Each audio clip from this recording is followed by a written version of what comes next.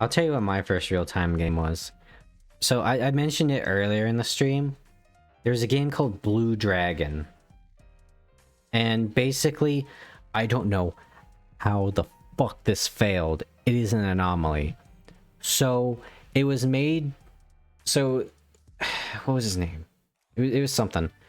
It was basically the guy that directed like the first 10 Final Fantasy games. He left to make his own studio called Mistwalker. And the guy that did the soundtrack was the guy that did all the Final Fantasy music, because they were like super close buds. Fucking... what's his name? Let me find him. I mentioned this a few days ago. Was it... It was probably music. Okay. Okay. And they got... fucking... Where is it? Fucking Ian Gillian, the lead singer of Deep Purple, to do the boss battle music.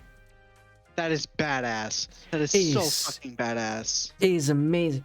And they got Akira Toriyama, the guy that did the character, like the artwork for Dragon Quest and Dragon Ball, to do all the art.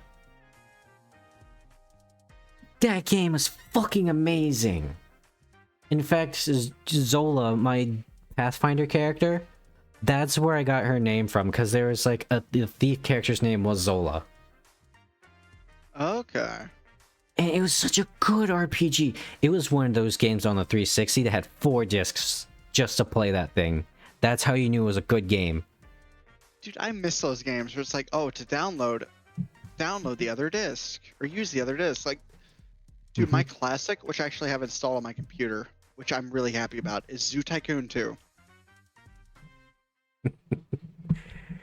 And so, amazing, classic JRPG. One of the fucking finest tuned masterpieces of the genre.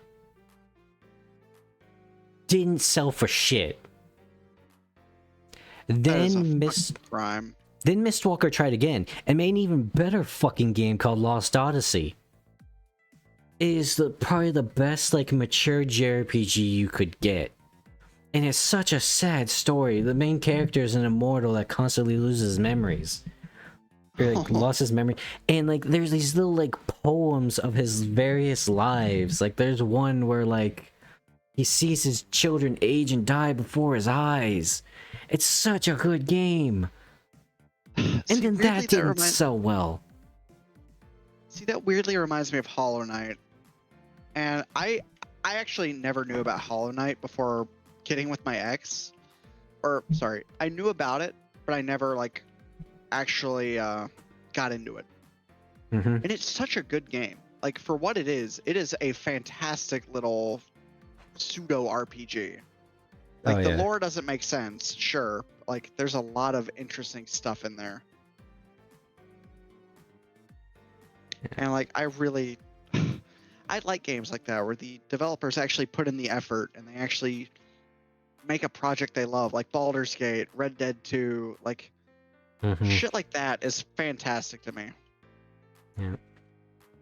So then, I see, what do I spot in the GameStop as a child?